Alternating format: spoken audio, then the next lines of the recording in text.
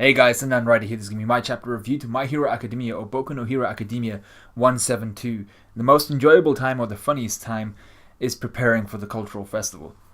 Now, the title was a lie. Alright, straight away, the title was a straight lie.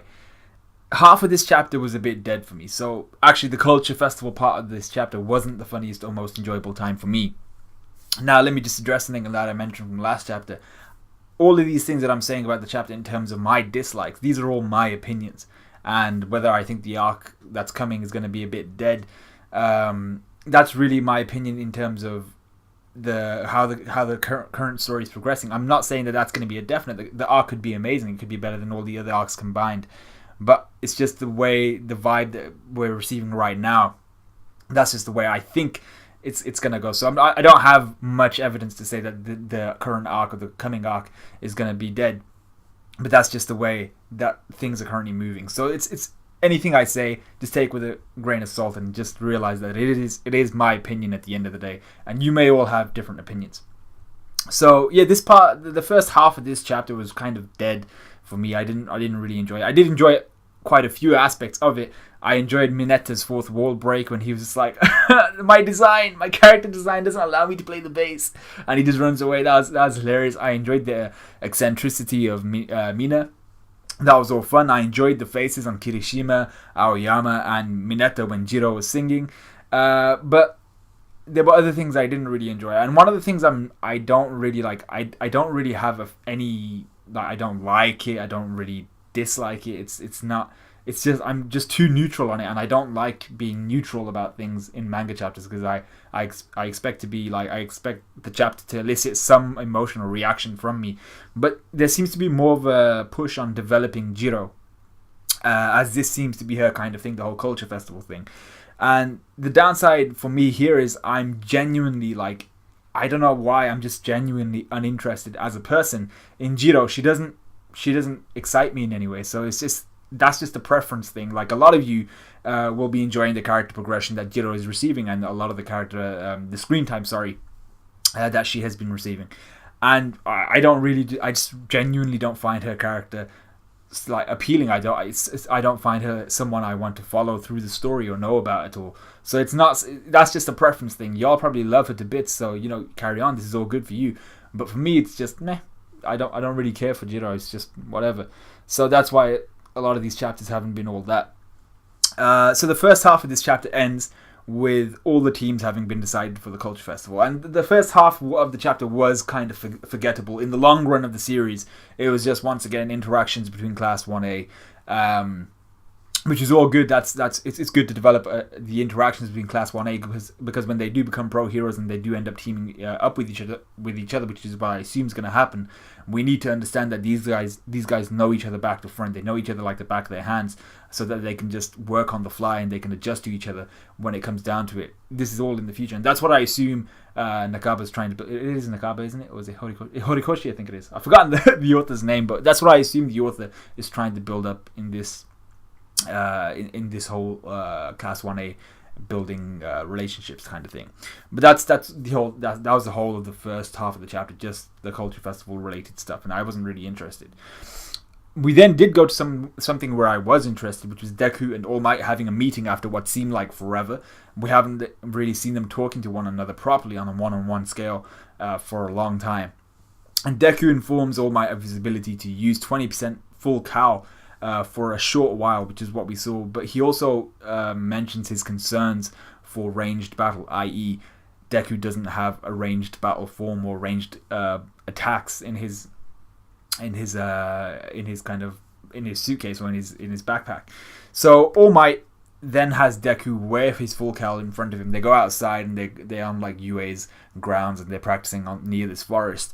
And All Might asks Deku to go into 20%, which he does, and has him attack towards the group of trees, towards the forest. And Deku realizes as he's attacking that he's able to use wind pressure attacks. So he has ranged attacks. That kind of solves that whole thing of I need ranged abilities. And then All Might's like, you have ranged abilities. And he's like, oh, okay, I have ranged abilities. So like that whole thing of like, it was a bit weird now saying that like it wasn't that amazing in the sense of like the main character, the protagonist says, "I need something." His teacher says, "You have something," and he's like, "Oh shit, I have something." So it wasn't really like the way they built on that. This chapter wasn't all that in a sense, but it was good to see that. I still enjoy. I still enjoy, and I will enjoy seeing for a long time the All Might Deku kind of teacher-student relationship, and it's something that I just find interesting. I like that kind of thing. I like All Might's relationship with Deku, and during his conversation with All Might, Deku also clocks that he doesn't have to be using his maximum power output at all times, and neither was All Might in his prime. When All Might was like fighting and he was fully functional and he wasn't he didn't have any grievous wounds of any sort, I doubt he was even using 100% at his like at every single second of the day. Not only would this be dangerous for civilians, as All Might was like running by or something, like he'd just run by, create a tornado, everyone would be dead. All Might would not be the best hero, but this would also be a drain on the body for the user of One for All. I mean, like even boxers or professional fighters in the MMA, each hit will be vicious. Each hit will be intended to knock someone out, but each hit will never be 100%. There will never be a fighter who will hit with every shot at 100%. I mean, like Mike Tyson, maybe he had some crazy shots, but even he wouldn't. Every shot isn't a 100% shot because you just cannot. You cannot output 100% every time without just draining yourself, and you got to kind of pace yourself in a fight. So now Deku, what he's understood from this conversation with All Might is he's going to strive to use 20% of his about 20% of his maximum power output on single body parts, so right before impact, so kind of like just to like make like kind of give the message and send the message home. So it's really just all about impact now and making sure that right before something connects, right before a punch connects or something, he's able to use 20% of his power to really give it that extra punch. And I assume he'll be using about 12% maybe of his regular full cal, so as not to damage the rest of his body. I mean, the maximum he was using before this was like 8%, so I assume he's only going to jump about 4% in terms of max full body control, up to 12%, maybe 15%, but I doubt anything higher than that. So I think he's going to use about 12 to 15, maybe closer to 12% around the rest of his body. And then when he gets to like just making just like the haymaker, he's gonna pop out 20% on the single body part, like his knee or his fist or his foot.